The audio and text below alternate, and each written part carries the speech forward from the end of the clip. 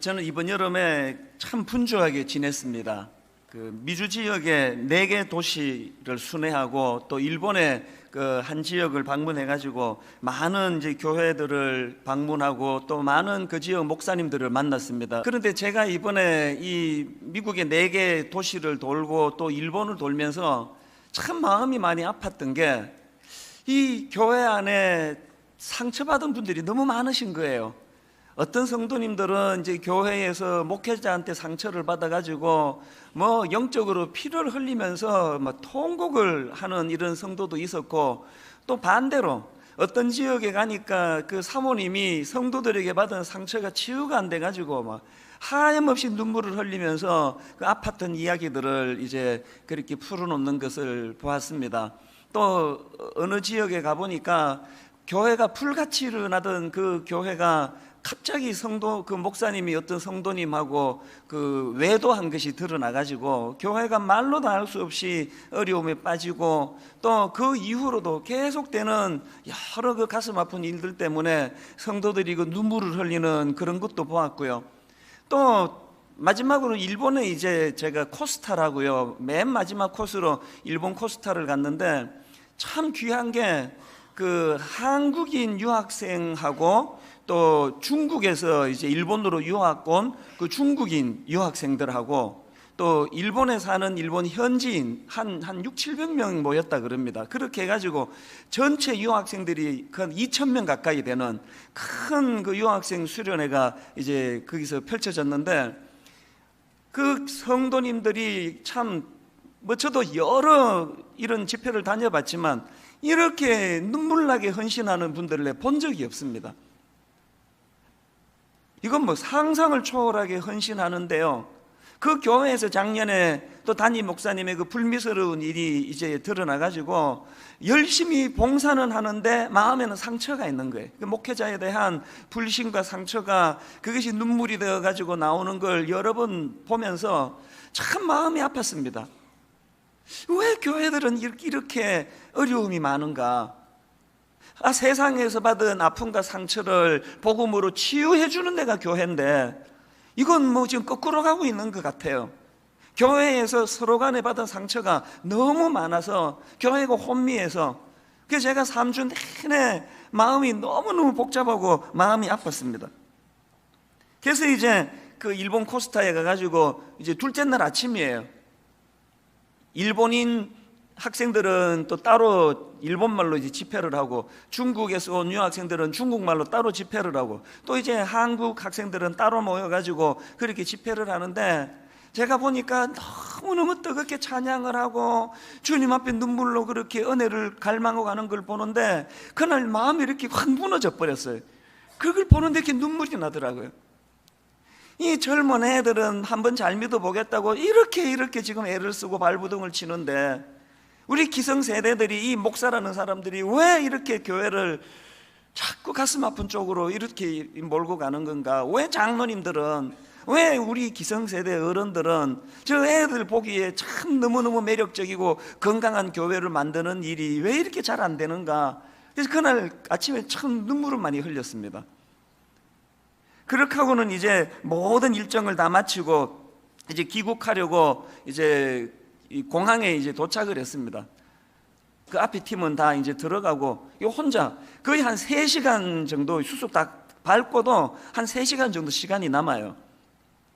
그 제가 공항 한 기퉁이에 주저앉아 있는데, 그 3주간에 받았던 이 교회에 대한 가슴 아픈 그 여러 일들, 그 성도님들의 눈물, 그 사모님의 눈물, 이게 떠나지를 않는 거예요. 그래서 마음이 너무 찹찹한 겁니다. 그러면서 또 한편으로 무슨 생각이 드는가 하면, 그분들은, 미국 사는 그분은, 일본 사는 그분은 제가 멀리 한국에서 와놓으니까 자기 교회 목회자들에게는 털어놓지 못하는 그 상한 마음을 눈물로 저에게 털어놓듯이, 분당 우리 교회 성도님들은 또 저에게 털어놓지 못하고 우리 교역자들에게 하소연하지 못하는 이 교회에 저에게 받은 상처, 우리 교역자들에게 받은 상처, 이런 일들은 또 얼마나 많을까? 그게 자꾸 마음에 쓰이니까 마음이 굉장히 복잡해졌습니다. 그래서 제가 공항에서 우리 교역자들, 전체 교역자들에게 이메일을 보냈습니다. 이제 곧 교역자 수련회가 이제 열려지는데 정말 잘 준비해가지고 정말 우리 성도들의 상처를 치유하고 눈물을 닦아주고, 그리고 우리들의 잘못으로 성도들을 아프고 상하고 다치게 하는 이런 일 하지 말자, 좀 이런 결의가 있었으면 좋겠다는 마음으로 이제 이메일을 보냈더니 한 10분도 안 돼가지고 어떤 교역자가 바로 답 메일이 왔어요. 기다렸다는 듯이. 그런데 여러분, 저는 그 공항에서 그 우리 교회 교역자가 보내준 그 메일 짧은 글 하나가 하나님이 저에게 그 새로운 어떤 그 과업을 주시는 것 같은, 그리고 저의 이 3주 동안의 고민에 대하여 답을 주시는 것 같은 느낌이 들었습니다. 아주 짧은 글인데요. 자, 어떤 메일인지 제가 한번 내용을 읽어드리겠습니다. 그 부교역자가 이렇게 글을 보냈습니다. 휴가를 보내면서 짬짬이 책을 읽고 있습니다. 지금 읽고 있는 책은 스타벅스의 CEO인 하워드 슐처가 쓴 온워드라는 책인데, 이 하워드 슐처라는 사람은 정말 자신의 커피 회사를 사랑하고 창업 당시의 본질을 되찾기 위해 정말 쉬지 않고 내부적인 싸움을 계속하고 있더군요. 대단해 보였습니다. 제가 그 짧은 메일을 보는데 갑자기 머리에 확 스쳐 지나가는 게, 이게 어쩌면은 하나님께서 지금 고민하고 있는 저에게 이 답을 주시는 건지 모르겠다. 그래서 제가 인천공항에 내리자마자 바로 이제 그 하워드 슐츠가 쓴 온워드라는 이 책을 구해가지고 이제 읽어 내려가기 시작했는데요. 보니까 그 내용의 전개는 간단해요. 저자인 하워드 슐처가 1987년도에 이제 스타벅스를 인수합니다. 그리고는 뭐 여러분 다 아시지만 스타벅스가 막 전 세계적으로 뻗어나가는 엄청난 그 속도로 이제 성장을 하게 되는데요. 그러다가 이 스타벅스가 2007년도에 와가지고 위기를 맞이합니다. 하향세로 돌아섰어요. 그리고 가게 문을 닫는 이런 이 가게들이 막 이제 여기저기서 나오고, 그런 위기를 맞아가지고 이제 이 하워드 슐처가 그 원인을 찾아내기 위해 가지고 연일 이제 회의를 열고 분석을 하고, 그러면서 이제 어떻게 그 위기를 잘 이겨낼 수 있게 됐는가, 이제 그런 내용을 다룬 책이에요.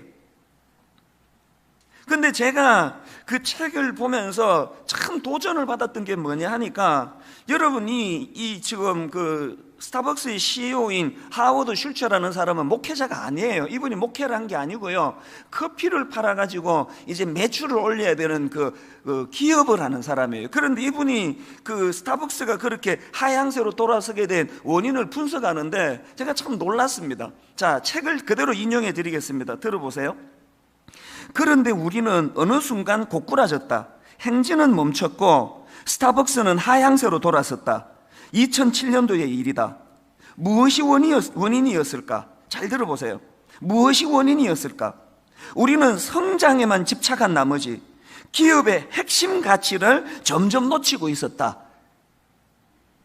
지금 커피 팔아 매상 올려 수익 남기는 회사 CEO가 자기 회사의 문제를 지금 이렇게 진단하고 있는 것에 대하여 저 깜짝 놀랐습니다.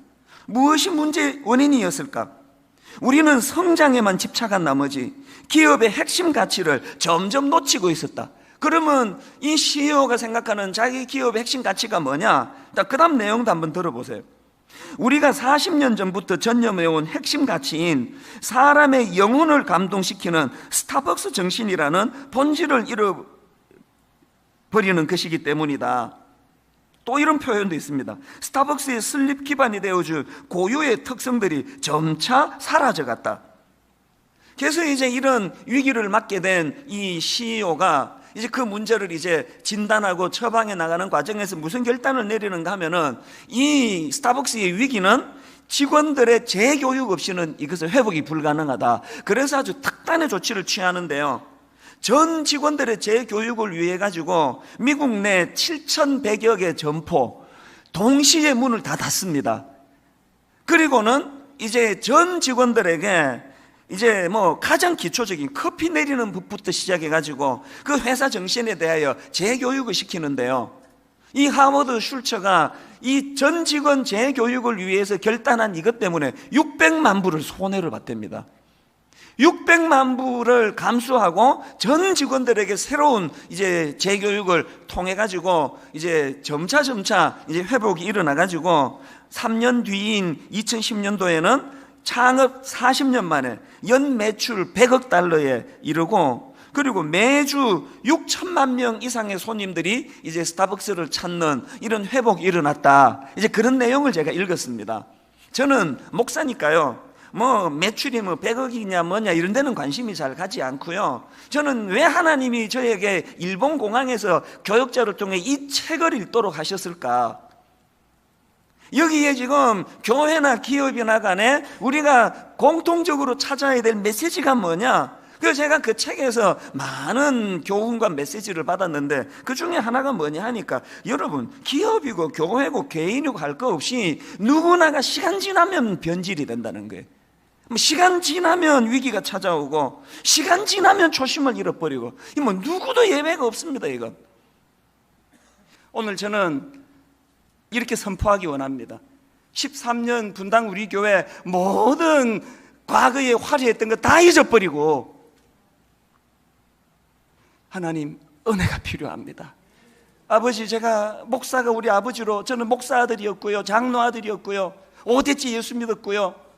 아버지, 제가 지금 뭐 순장하고 이런 하고 있고요. 그거 다 쓰레기통에 버리고, 하나님, 저에게는 오직 은혜가 필요합니다.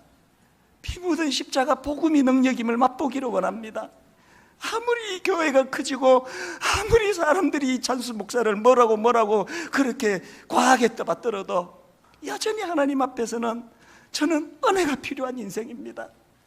이 은혜가 없이는 이 교회는 변질로 갈 수밖에 없고, 은혜가 없이는 이 교회는 성도들에게 상처 주는 교회가 될 수밖에 없습니다. 저는 결론을 이 찬양으로 맺기 원하는데요. 성령이여 임하소서,